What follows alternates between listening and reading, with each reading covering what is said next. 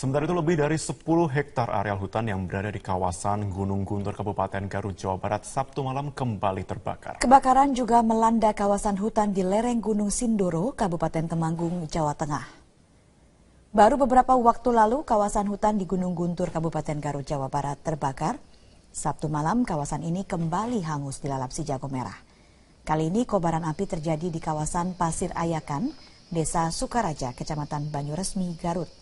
Tiupan angin yang kencang membuat lebih dari 10 hektar lahan tandus yang ditumbuhi alang-alang dengan tanaman pinus terus mengeluarkan kobaran api. Sulitnya medan tempuh membuat para petugas tidak bisa melakukan tindakan apapun sehingga api terus merembet ke lahan lainnya. Menurut Kepala Badan Penanggulangan Bencana Daerah Kabupaten Garut, Dadi Jakaria, peristiwa kebakaran tersebut disebabkan faktor cuaca dan musim kemarau panjang yang hingga kini masih melanda Kabupaten Garut. BPBD Garut akan terus berupaya untuk membuat sekat bakar agar api tidak menjalar ke lokasi lain.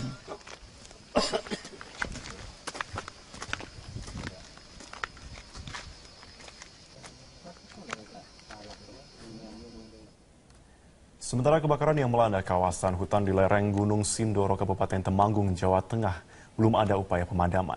Sedikitnya terlihat 15 titik api membakar puluhan kawasan hutan perhutani di petak 10B Desa Kuadungan, Gunung Kecamatan Kledung, Kabupaten Temanggung, Jawa Tengah. Kencangnya tiupan angin dan keringnya tanaman karena musim kemarau membuat kobaran api terus membakar tanaman yang ada di bawahnya. Saat ini petugas perhutani yang berada di lereng Gunung Sindoro masih dalam perjalanan menuju lokasi yang terbakar.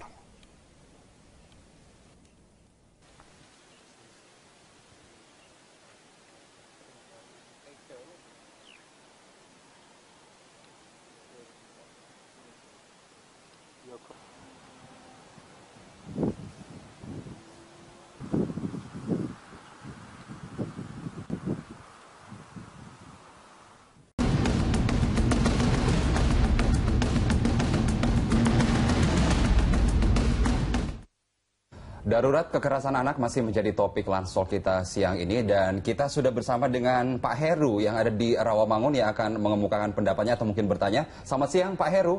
Selamat siang Berita Satu. Selamat siang Bang Sirait. Ini untuk saya mencermati yang ada 3 pemicu yang untuk di perumahan dan di sekolah. Nah tapi kita fokus di sekolah dulu ya. Dan yang di sekolah ini memang terjadi banyak kok. Dari SD, SMP itu dilakukan oleh guru, tapi caranya halus. Mereka seolah-olah memegang atau meraba. Itu saya sudah laporkan juga ke gubernur, ke Bang Sirait juga waktu itu juga pernah kita laporkan juga salah satu SMP ya.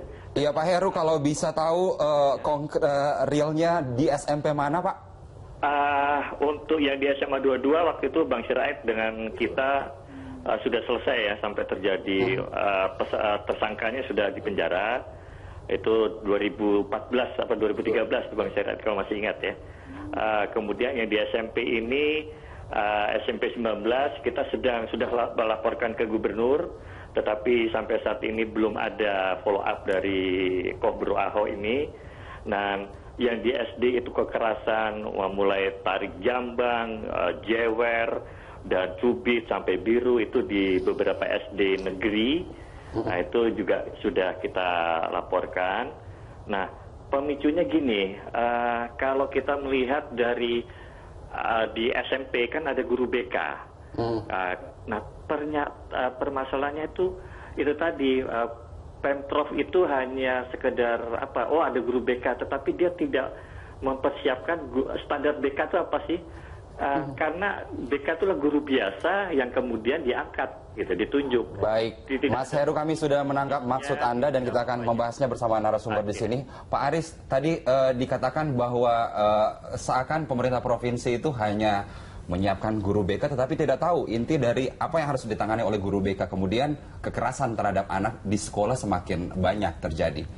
Iya, saya kira itu fakta ya. Sertifikasi guru kan nggak sampai pada bagaimana menguji ya bahwa punya kepedulian terhadap anti kekerasan misalnya. Sertifikasinya kan sertifikasi soal kecerdasan aja kan kepada guru. Menurut saya penting juga adalah kecerdasan emosional guru juga, supaya dia bisa mendeteksi sejak dini apa yang terjadi di dalam lingkup sekolahnya itu, supaya kasus-kasus bullying itu tidak terjadi. Nah, DKI Jakarta itu tidak punya sertifikasi seperti itu. Dan apalagi dengan otonomi daerah sekarang ini masing-masing rekrutmen guru kan sesuka-sukanya pemimpin daerah, nggak bisa. Bisa aja pegawai camat tiba-tiba jadi guru gitu kan. Jadi kemudian pegawai kelurahan tiba-tiba jadi kepala sekolah gitu. Karena ada ya itu lagi tim sukses mungkin dan sebagainya. Ini menurut saya yang harus dievaluasi gitu. Kita juga sudah rekomendasikan kepada Menteri Pendidikan supaya ada sertifikasi paling tidak. Katakanlah bahwa guru tidak diuji terus-menerus psikologisnya sekali 3 bulan misalnya, ya supaya dia tidak menjadi pelaku-pelaku atau predator-predator kejahatan di lingkungan sekolah. Tapi kalau kita melihat kasus-kasus seperti ini bukan hanya di Jakarta, Indonesia ada 1.670 sekian kasus yang saat ini kekerasan terhadap anak. Masihkah kita kemudian melihat ini adalah hal yang gampangan dan tidak penting untuk ditangani oleh misalnya sekelas pemerintah Provinsi DKI Jakarta misalnya? Dan itu yang terlapor. Iya, itu yang terlapor. Saya kira angka itu kan sebenarnya sudah angka menakutkan gitu loh. Dan itu kan sebaran masalahnya sebenarnya sangat luas gitu. Hanya karena tidak dilaporkan media saja gitu kan. Tapi angka 1.670 itu kan bukan sedikit itu kan. Gitu Dari loh. angka itu Pak Aris, berapa persen yang kekerasannya itu melibatkan kekerasan seksual? Itu 58%. 50% kejahatan seksual, saya menggunakan kata kejahatan seksual, dan paling tertinggi di DKI Jakarta. Maka saya katakan bahwa DKI Jakarta itu darurat kejahatan seksual. Nah, terjadi seperti apa yang terjadi yang dirasakan oleh adik kita PNF ini kan, itu kan sangat biadab. Dia sudah mengalami kejahatan seksual, dibunuh, disiksa, dimasukkan dalam kardus. Ini kan sebuah kejadian yang sangat amat luar biasa. Tapi kita ingin tahu kalau Pak Aris dan pihak terkait pernah bertemu misalnya dengan pemerintah Provinsi DKI Jakarta, seperti apa sebenarnya sih tanggapan atau respon dari Pemprov DKI dalam hal ini? Biasalah responnya peduli dengan, bahkan bilang kagum sekali dengan Komnas Perlindungan Anak, kagum sekali dengan para pegiat-pegiat perlindungan anak. Tetapi konkretnya apa?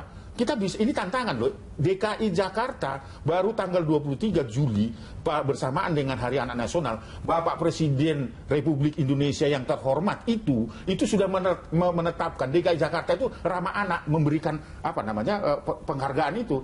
Nah, apakah ini perlu dievaluasi? Perlu dievaluasi. Karena apa, Pak? Apakah karena peringkat yang kemudian kita tahu dari Komnas Perlindungan Anak sendiri, DKI Jakarta nomor 1? Ya, karena angkanya terus kejahatan seksual yang dialami oleh anak-anak kita itu tidak pernah diselesaikan. Simbol-simbol perlawanan yang harus dilakukan oleh DKI Jakarta juga tidak muncul gitu kan. Siapa yang merespon kasus ini coba? Fenomena apa nih Mbak Anggi? Di kota besar, di Jakarta, kekerasan atau kejahatan seksual itu banyak dan marak terjadi. Iya, mungkin sebelumnya saya tertarik ya tadi untuk menambahkan sedikit mengenai peran pemerintah dalam hal ini gitu. Saya melihatnya ini masalah paradigma ya gitu. Masalah paradigma itu begini. Dalam disertasi saya sudah menuliskan gitu ya, bahwa paradigma tentang kejahatan ini masih kita delegasikan kepada aparat kepolisian saja gitu. Artinya pemerintah ini kurang peka, kurang sensitif terhadap masalah kejahatan, kriminalitas gitu, baik dari mulai deteksinya sampai pada pencegahannya.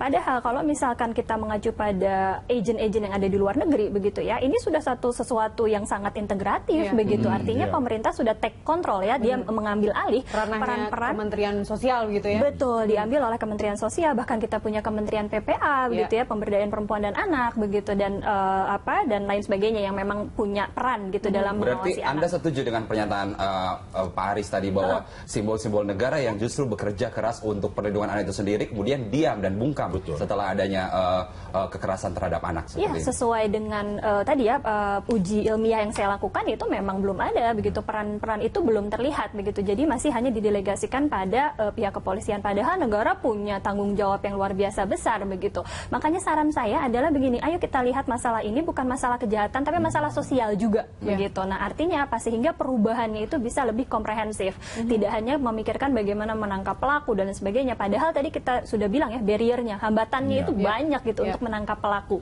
Kenapa tidak kita fokus pada deteksi dan pencegahan? Itu yang saya harapkan dari secara kriminologis begitu. Karena kriminologi tidak hanya melihat masalah hukum, tapi juga masalah penyebab kenapa kejahatan itu terus terjadi. Jika kita kembali ke masalah hukum nih Pak Aris. Sekarang kan dengan adanya kasus ini banyak anggota Dewan dari Komisi 8 pada teriak nih. Kita harus membuat revisi dari Undang-Undang Perlindungan Anak sendiri. Menurut Pak Aris, apakah memang dalam pasal-pasal Undang-Undang nomor 23 ya tentang perlindungan anak itu memang harus segera direvisi? Karena menurut Wakil Presiden belum perlu ya. Karena atau apakah karena ujung-ujungnya ada kekerasan seperti ini lalu DPR harus berbicara gitu dengan merevisi?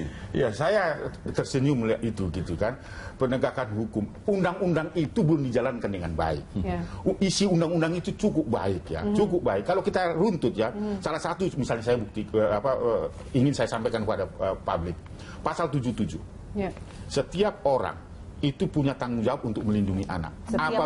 Apabila itu tidak dilakukan, maka dapat dikategorikan ikut serta membiarkan terjadinya pelanggaran terhadap anak, dapat dipidana 5 tahun.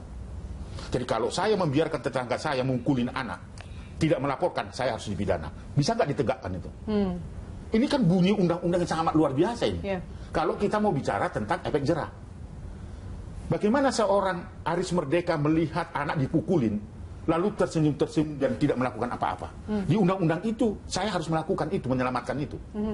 Apabila saya tidak melakukan itu, maka saya dapat dikatakan ikut serta mendukung terjadinya pelanggaran itu. Maka saya dapat dipidana. Dalam hal ini bukan Pak Aris ya, maksudnya bukan dari Komnas Perlindungan Anak. Orang lain yang melihat pun juga bisa. Iya, artinya itu. Saya mencontohkan itu. Masyarakat umum, setiap orang gitu. Setiap orang yang melihat terjadinya pelanggaran hak anak, itu bunyinya ya. Setiap orang yang melihat terjadinya pelanggaran hak anak, kalau tidak melakukan pertolongan terhadap anak yang mengalami kekerasan atau kejahatan itu, maka saya dapat dikategorikan ikut serta mendukung terjadinya pelanggaran itu. Dan itu belum dilakukan. Dan itu belum dilaksanakan. Jadi kalau DPR mau mengatakan bahwa ya harus diubah, belum dilaksanakan kok. Kasus Angelin misalnya ya, gurunya itu tahu bahwa anak ini sudah dipukulin dan sudah menderita, tapi dia tidak punya kemampuan untuk menolong itu.